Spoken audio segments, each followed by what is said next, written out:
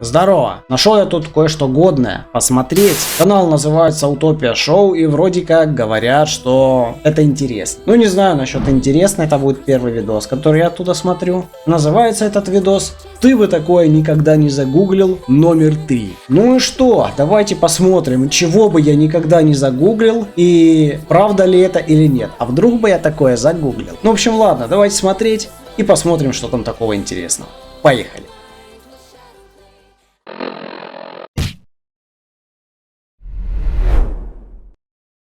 Всем привет, на связи опять турбо-рубрика Что? В которой мы узнаем не просто крутые факты, которыми можно козырнуть перед друзьями, но еще и обучаемся. О, да! Знаете такой мультик «Свинка Пеппа»? Что такого мог сделать этот детский мультик, чтобы одну серию запретили к показу в Австралии? Да, он, собственно, ничего не делал, просто там была серия про миленького паучка, и там говорится, что, мол, не бойтесь пауков, они безобидные. Паучок очень-очень маленький, он ничего тебе не сделает. В Австралии? Смотрите, какой миленький паук, он помогает мыши спуститься вниз. Вот это настоящая дружба. Великолепно. На самом деле, речь в мультике скорее про хорошее отношение вообще ко всему, что двигается. Но все равно, сам факт, в Австралии лучше не лезть к пауканам. Они кусаются. Умереть от их укуса сложно, ведь уже существует противоядие, но рисковать я бы все-таки не стал. Поэтому эпизод был снят с показа именно в этой стране, как будто его и не было. Сокрытие улик. Кстати, насчет этого. Вы знали, что у Диснейленда есть теория заговора? Да? Я там никогда не был, но если вы будете, попросите у работника парка показать вам, куда идти. Скорее всего, вы увидите вот этот жест. И у этого жеста есть очень непонятная история. Многие говорят, что такова политика этого места. Нельзя указывать одним пальцем. Ведь много где это расценивается как поучение, приказ или угроза. Но вторая версия пипец какая увлекательная. Это Уолт Дисней. Как мы можем видеть на этих фотографиях, он очень часто держит пальцы вместе. Только вот фишка в том, что эти фотографии были отредактированы. У него из рук убрали сигареты. Уолт был заядлым курильщиком, по 3 пачки в день хреначил, от рака легких и умер, собственно. До начала 2000-х в Диснейленде даже табачная лавка была, но политика компании изменилась. Лавку переделали, а все фотографии отфотошопили. В итоге получился просто вот такой жест. Даже в фильме про Уолта Том Хэнкс делает такой жест и признается в одном шоу, что действительно архивные фотки были отфотошоплены. Ведь это подает плохой пример детям. Таким образом, это может быть дань уважения создателю, но если что... Согласен, такое я бы не загуглил. Изображение сигарет убрали вообще со всех фотографий, которые находятся в Диснее или его архивах. А вот нечего курить. Берите с меня пример, я даже не пробовал эту заразу ни разу в жизни, и у меня это отвращение вызывает даже. Что за... Вот за это респект, братан, я тоже не курю. Медленное самоубийство вообще. ВОЗ предупреждает, что от этого в год гибнет более 8 миллионов человек. А исследование в Китае показало, что только 26% понимают, что это приводит к раку. Но, как показывает личный опыт, переубедить курильщика очень сложно, к сожалению. Кстати, о тяге к плохому. Да. В 1998 году в США в ходе антинаркотической кампании кому-то в голову пришла потрясающая идея. А давайте на школьных карандашах напишем «Слишком круто, чтобы принимать наркотики». Идея крутая. Дети ведь любят быть крутыми, все клево. Отлично. Ну, сказано, сделано. Только вот, кажется, они не учли одного незначительного факта. Карандаши нужно затачивать. Что? Школьники писали, карандаши уменьшались, а с ними и смысл послания. Сначала ты слишком крут, чтобы принимать наркотики. Со временем это круто принимать наркотики. Потом это призыв «принимай наркотики», а в конце просто «наркотики». Похоже на стадии у зависимого, если честно. Ну, охренеть. Это говно быстро отозвали. И, судя по всему, настоящими наркоманами оказались те, кто это придумал. Поэтому никогда и ни при каких обстоятельствах даже не думайте об этом. Подумайте о другом. Что мы знаем о Пизанской башне? Кроме того, что она наклонена. Может, это вообще задумка такая? Но нет, она изначально наклонилась из-за неоднородности грунта. С этой стороны он просто более мягкий, поэтому и наклоняется. Но это еще не все. Внутри-то она пустая. Я даже не задумывался об этом никогда. Мало того, что она пустая, так там находятся противовесы огромные, которые не дают башне окончательно упасть. Но установлены они были не так давно. А вот что реально падает, это я знаю. Это моя самооценка, когда я понимаю, что не знаю каких-то вещей, которые даже в моем организме происходят. Но я оправдываюсь тем, что Этого многие не знают. Сейчас приготовьтесь, будет вынос мозга, я обещаю. Повторяйте за мной. Дышим носом.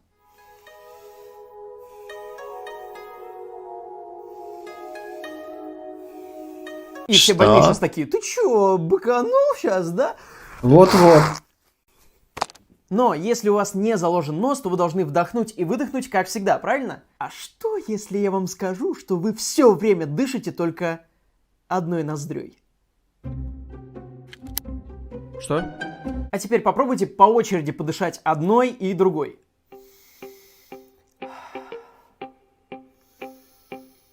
Да никакой разницы нет. Да, одна из них у вас всегда немного заложена, но вы этого просто не замечаете, так как все хорошо сбалансировано.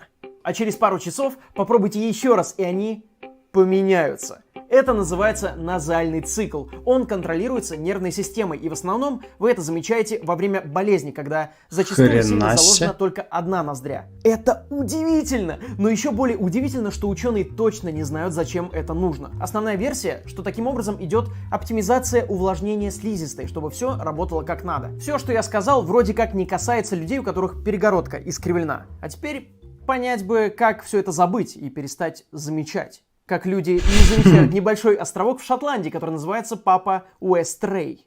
Там живут и работают что-то около 80 человек, а в школу ходят 4 ребенка. Туда часто прилетают туристы, чтобы посмотреть на древние европейские руины и постройки, но главное не то, что находится на острове, а как люди туда прилетают. Ведь расстояние от одного аэропорта до другого меньше 3 километров. Весело.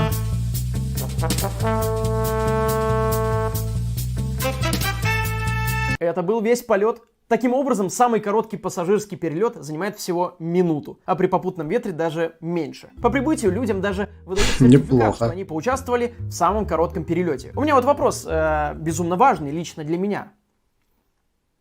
Там кормят? Что Чё? предпочитаете, курицу Серьезно? или строганов? А впрочем, неважно, мы уже прилетели. Ну а как без еды-то? Спокойно. Я же говорил, если что, то урчание в животе называется колливубл. Что? Колливубл. А, вот что он говорит. Раньше Понятно. он разоблачал мифы, а теперь пересказывает словарь. Кстати, о животе. Спорим, вы никогда не думали, что вы похожи на самом деле на грифов и орлов? В смысле? Иногда они наедаются так сильно, что даже не могут взлететь, поэтому остаются ночевать на земле. All of this right through here, this is all her dinner. Eating very, Аж very, very язык well. вышел на нуле.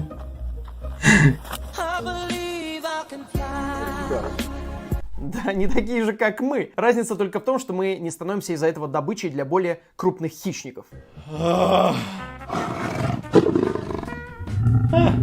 Это того стоило.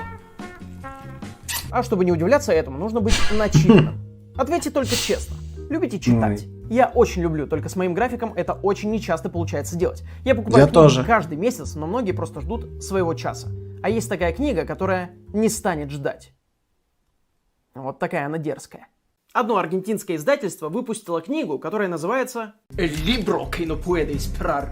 Я не знаю, зачем я это сделал. В общем, Серьезно? в переводе это буквально книга, которая не станет ждать. Я в курсе, я знаю испанский. Продавалась она в герметичной упаковке, но зачем? Вот у меня тот же вопрос. Но зачем? Книга была выпущена со специальными чернилами, которые при соприкосновении со светом и воздухом начинают постепенно исчезать. Поэтому после того, как вы вскроете эту упаковку, автоматически запустится процесс самоликвидации текста. У вас будет всего до 4 месяцев, чтобы прочитать книгу полностью. Не успели? Все, Прикол. это ваша проблема. Как говорится, Странно. цель этого проекта, как оказалось, очень правильная. В мире появляются все новые и новые авторы. Но если никто не будет читать их первые публикации, то они скоро исчезнут. Поэтому в этой книге были собраны малоизвестные латиноамериканские авторы. Вот такая глубокая мысль, которая окажется такой бесполезной, если кто-нибудь отсканирует страницы. Технологии рулят! Надеюсь, этого никто... Вот я о том же подумал. Вот следующая история меня прям удивила. В 2003 году в Праге, считай, на каждом углу, в каждой газете было объявление о том, что открывается новый гипермаркет, который называется «Чешская мечта». И там были очень маленькие цены, что, разумеется, должно привлекать. Были сфотографированы фирменные товары, написана музыка для рекламы, но никто не знал, где находится этот гипермаркет, потому что это нигде и не было написано. Сказано было только то, что в скором времени мы все объявим, а подливали масло в огонь слоганы этого магазина. Не приходи, не трать деньги, не жди. И все в таком Не приходи. духе. Странно, да? Я бы даже сказал, Странно. немного крипово. И вот настал звездный час, место объявили, на открытие пришло огромное количество желающих, и они увидели гипермаркет. Увидели то, что менеджеры перерезают красную ленту. Все стандартно. Люди быстрее бегут за желанными дешевыми продуктами, но за стеной было только огромное поле. Отлично. Никакого гипермаркета не существовало. Его придумали два студента режиссерского факультета, чтобы снять об этом документальный фильм для дипломной работы. Люди были просто в бешенстве. Они винили правительство, они винили Нормально. образование этих ребят, винили вообще всех, кроме факта, что бесплатный сыр бывает только в мышеловке. Хотя, с другой Вот-вот, стороны, кстати. если бы мне отовсюду говорили «не приходи сюда, ублюдок», я бы, наверное, захотел прийти. Ох уж эти рекламные уловки. Фильм получил огромное количество наград на фестивалях. Если вы пересмотрели уже все, что можно, то в описании будет ссылочка на русскую озвучку этого фильма. Как все это проворачивалось. Реально крутая история аферы. Можно продать даже несуществующую вещь. Так что будьте аккуратны и не ведитесь на разводы. Как не ведется на разводы премия Можно, «Оскар». можно, да, В что делать. 1982 году вышел фильм «Трон», который первый использовал компьютерную графику в таких масштабах. Там люди, считай, по графике и ходили. Титанический труд, огромный прорыв в индустрии. Он взял какие-то Оскары, а на лучшие визуальные эффекты не был даже номинирован, потому что Академия сказала, что это нечестно, ведь там использована компьютерная графика. Серьезно? Подумаешь! Всего лишь компьютерная графика использовала, да? Да, явно не в тот год Сейчас, вышел. походу, Люди были просто в каждом не готовы. фильме. Грустно, что труд не был оценен по достоинству. Да. Как и труд людей из следующего факта. Если вы думаете, что у вас плохая работа, то знайте, что есть такая профессия, как нюхатель подмышек. Чего? Фу, блядь. Серьезно? Эти люди рискуют своим носом, чтобы оценить работу под выветрившегося дезодоранта. А Да что сделал ты ладно. для этого мира? На самом деле, профессия заключается в том, чтобы нюхать вообще что угодно. Но если ты работаешь в фирме, которая производит дезодорант, то просто F.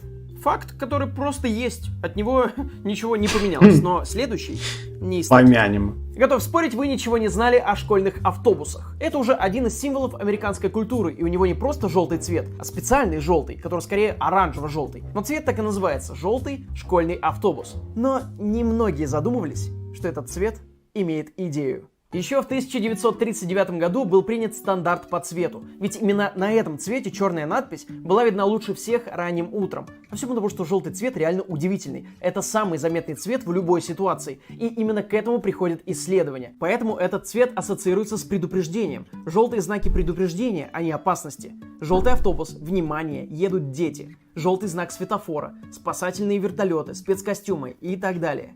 Спрашивается, а почему тогда пожарные машины красные? Традиции. И все. Исследования показывают, что красные пожарные машины попадают в аварию чаще, чем желтые или похожих оттенков. И вообще, желтый видно намного лучше. Проблема в том, что у людей уже крепкая ассоциация с красной большой машиной, поэтому многие страны используют желтые наклейки для контраста, и это работает. А некоторые вообще используют вот такие пожарные машины. Все ради безопасности. Думаю, что рано или поздно к этому придут вообще все. Блин, я так не любил желтый цвет, а он оказывается крутой. В следующий раз, видя что-нибудь Прикольно. желтое, подумайте, оно желтое просто так? Или была целая история нахождения этого цвета? Кстати, о школе. Я надеюсь, вы продолжаете учиться, находясь на карантине. Сейчас я озвучу Нет. очень важную информацию не только для вас, а еще и для ваших родителей и даже учителей. Рекомендую дослушать до конца. Я считаю, что карантин — это ни в коем случае не каникулы. Тем более, кто знает, сколько он может продлиться, да? Это время нужно проводить с пользой, а не просто его проседать. Тем более, подготовку к экзаменам никто не отменял. Стартовал первый и пока что единственный образовательный проект для полноценного образования. Блин, ну ты даешь. Это ты к рекламе так подводил. Ну ты даешь, товарищ. Молодец, молодец, я даже повелся. Ну ладно, давай тогда посмотрим, что ты там говоришь. Онлайн. Яндекс Школа. Это возможность продолжить получать полноценное образование с 1 по 11 классы, только дистанционно. Есть дополнительная подготовка к экзаменам, которая называется Яндекс Репетитор. С 5 по 11 класс можно заниматься по видеоурокам, которые начинаются в те же школьные часы, только тебе портфель не надо собирать и из дома выходить. А это было моим самым нелюбимым занятием. Расписание уроков, домашние задания и перемены, разумеется, тоже есть. Это называется Яндекс Уроки. В общем, это прям полноценная онлайн-школа. Она полностью бесплатная и останется такой даже после карантина. Главное не прерывать обучение. Родители спокойны, дети и подростки учатся, а учителя могут работать. Вы даже можете своему учителю любимому рассказать, что теперь у вас есть возможность заниматься с ним даже дистанционно. Как хорошо, что я 10 лет назад закончил эту хрень. Это позволит сделать Яндекс Учебник. Там учителя могут проводить уроки с учениками своих классов в формате интерактивных видеотрансляций, давать домашние задания и общаться с учениками в чатах. В общем, там много всего интересного. Это отличный выход из сложившейся ситуации, мне кажется. Обязательно перейдите по ссылке в описании и ознакомьтесь со всеми фишками этого сервиса. Опять же, денег никто с вас не возьмет. Спасибо, что досмотрели до конца, это правда важно. Хотя, знаете, добавлю-ка я ложку дегтя. Единственный минус этого сервиса... Давай! Нет школьной пиццы. Яндекс, примите к сведению. Пожалуйста. Спасибо Школьной за просмотр, пиццы. друзья. Будем сейчас стараться побольше снимать всякого. И вы заметили, что там уже 3 миллиона подписчиков на канале? Чума, это просто невероятно. Единственное, как я могу вас отблагодарить, это бесперебойно делать видосы. Надеюсь, вы меня понимаете. Так что до скорого. Давай, пока. Слушайте, а это довольно-таки интересно было, на самом деле. Ну, кроме рекламы и Яндекс херни, которая мне абсолютно не интересна. Да, кстати, согласен, многих вещей из этого видео я не знал и не стал бы их никогда гуглить, это правда.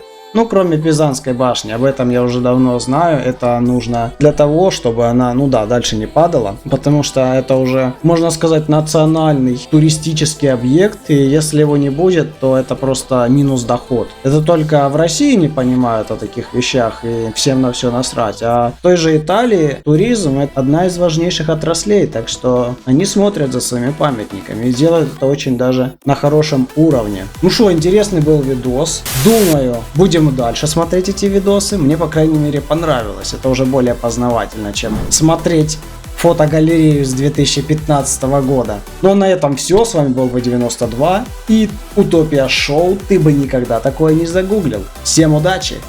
Пока.